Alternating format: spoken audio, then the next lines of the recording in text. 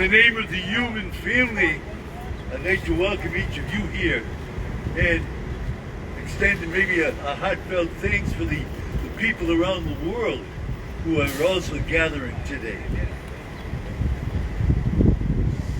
On August the 5th, August the 1945, Hiroshima was one of the few Japanese cities to remain unbombed. Hiroshima had between 250 and 350,000 inhabitants, mostly civilians. Hiroshima was a city of primarily wooden structures. Hiroshima had been on high alert for some weeks. At the same time, B-29 bombers had been flying over southern Japan regularly. So regularly that the Japanese had names for the planes, calling them B-san or Mr. B. At 12 midnight on that day, it sounded an air raid siren.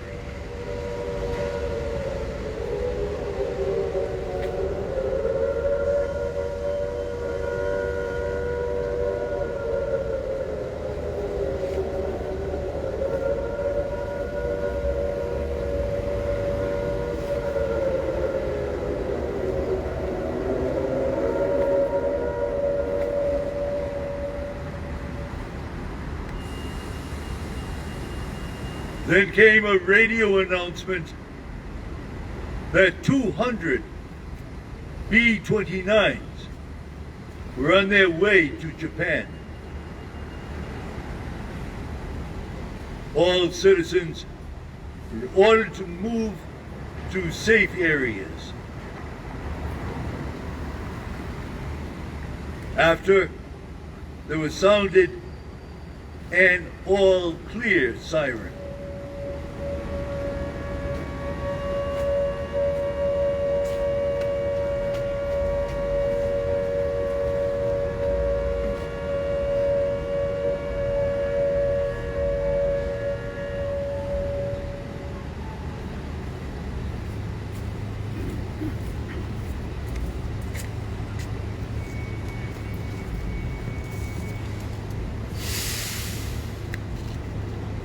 It is now August 6, 1945. The American military had tested an atomic bomb in the U.S. desert. Some physicists feared that it might ignite the Earth's atmosphere and kill all life. It did not. It was capable, however, of being used in war. At 2:45 a.m. on Tinian Island, an island in the Marshall Islands, a B-29 named Enola Gay after the pilot's mother is loaded with an atomic bomb. The bomb is codenamed Little Boy. Sweet, light-hearted family names, Enola Gay and Little Boy. The Enola Gay takes off on its 1,500-mile trip to Hiroshima. 2 other B-29s accompany. In Hiroshima, an air raid siren sounds at 6 a.m.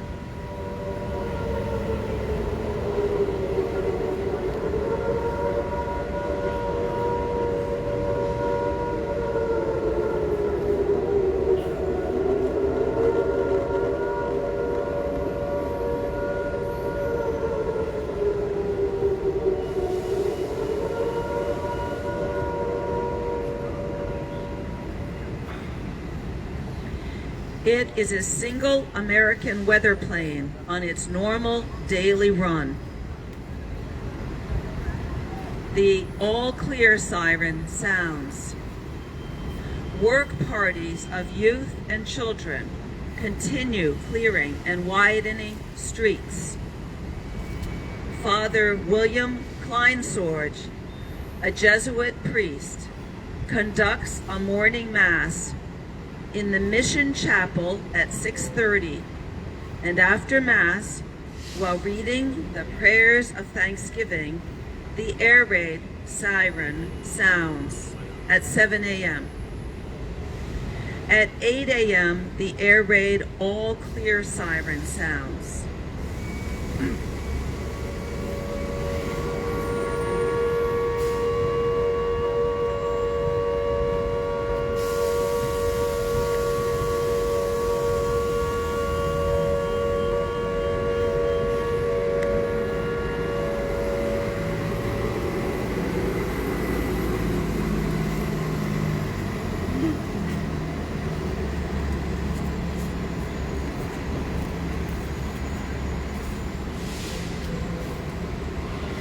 It is 8:15 in the morning. There is observed a black dot against the sky, and suddenly a bright light like a sheet of sun. No one in Hiroshima hears the explosion. The detonation occurs 2,000 feet above the city center. A fireball, blazing like a small sun with a temperature of more than 1,000,000 degrees Celsius at the center, is created. In 1 second, the fireball reached a diameter of 1,500 feet, the distance from here to the State House. Surface temperatures of the fireball are 4,000 degrees Celsius. Fierce heat rays and radiation burst out in every direction. High-pressure shock waves vaporize tens of thousands of people and animals, melt buildings and streetcars.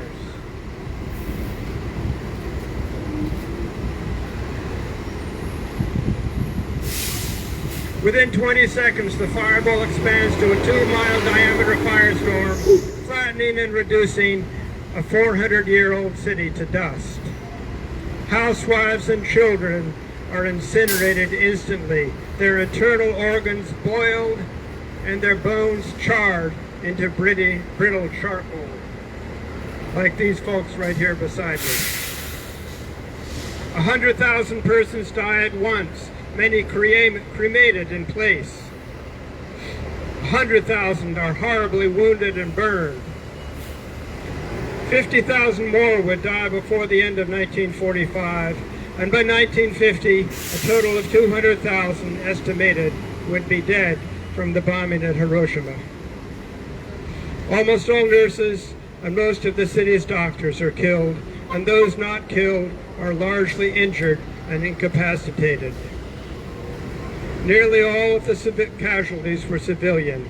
Only 150 Japanese military are killed.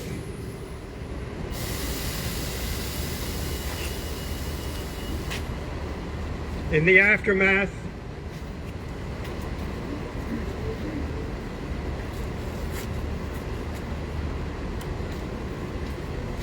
I am Father Kleinbush,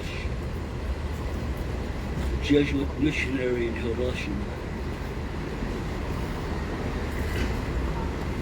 It is the afternoon of August 6th, 1945.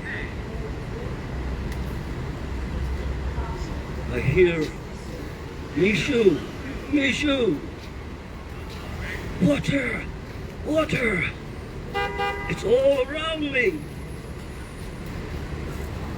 I go into Ashino Park, I find a spigot, I get some water, I'm trying to bring it to the injured. I try to find a way out, I have to go around a tree, and from the underbrush, I hear a sound. I see a uniform. "Do you have anything to drink?"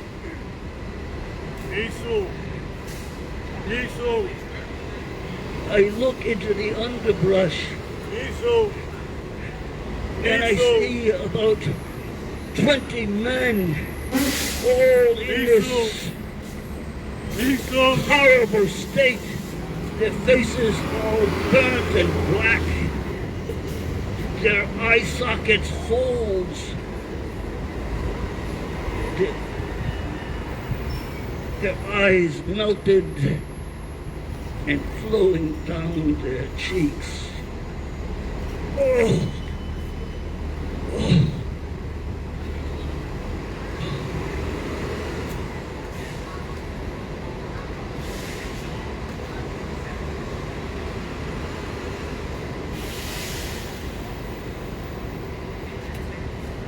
Peace.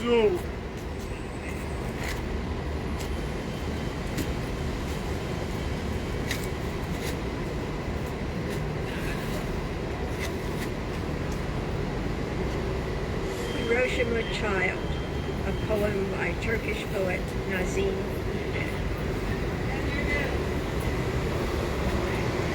Hiroshima Child, a poem by Turkish poet Nazim Hikmet.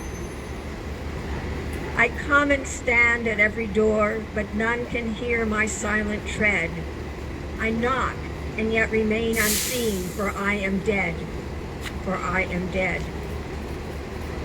I'm only 7, though I died in Hiroshima long ago. I'm 7 now, as I was then. When children die, they do not grow.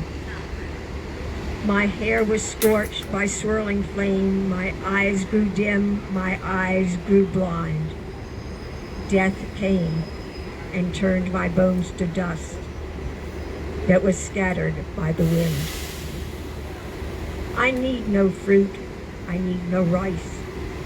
I need no sweets, nor even bread. I ask for nothing for myself, for I am dead, for I am dead. All that I need is that for peace you fight today.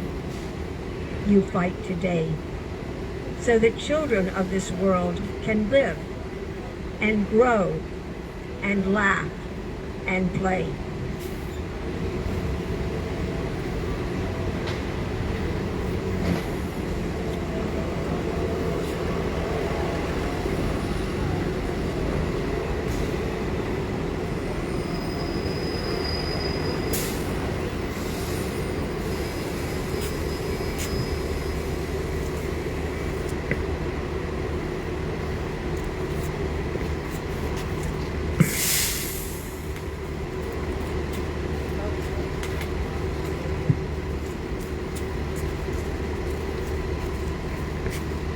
Shadow on the Rock by Daniel Berrigan, S.J. At Hiroshima, there's a museum, and outside that museum, there's a rock. And on that rock, there's a shadow. The shadow is all that remains of the human being who stood there on August 6, 1945, when the nuclear age began. In the most real sense of the word, that is the choice before us. We shall either end war and the nuclear arms race now, in this generation, or we will become shadows on the rock.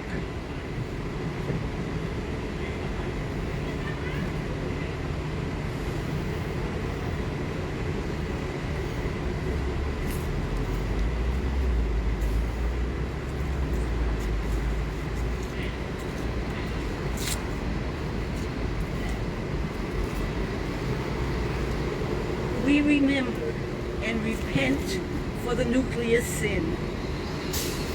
Robert Lewis, the co-pilot on the Enola Gay, wrote in his contemporaneous log, "My God, what have we done?"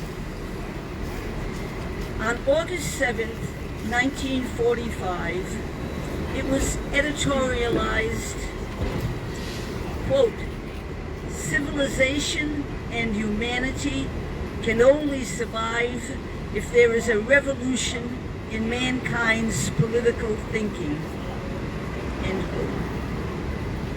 We support the appeal of the survivors, the Hibakusha, to eliminate nuclear weapons.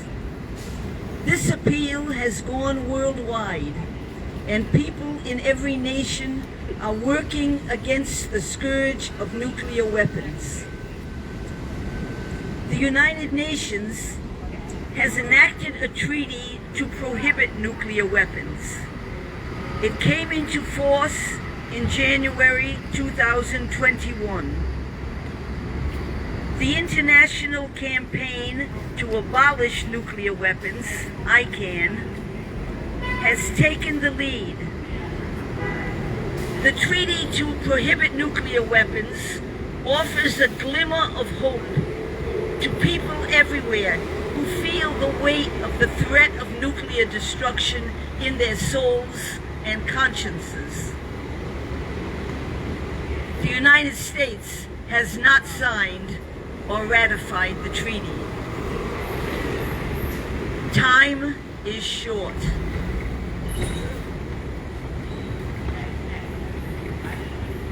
The Bulletin of the Atomic Scientists' Doomsday Clock announcement of 2021 places the time remaining until our destruction at 100 seconds before midnight.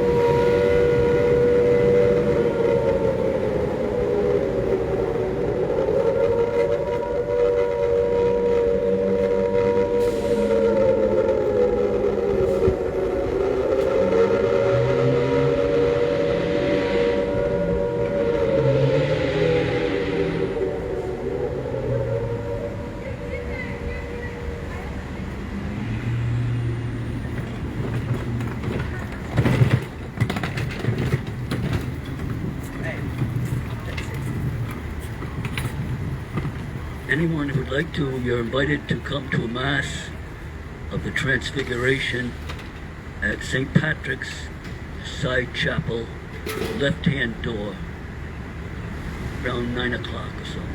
Okay?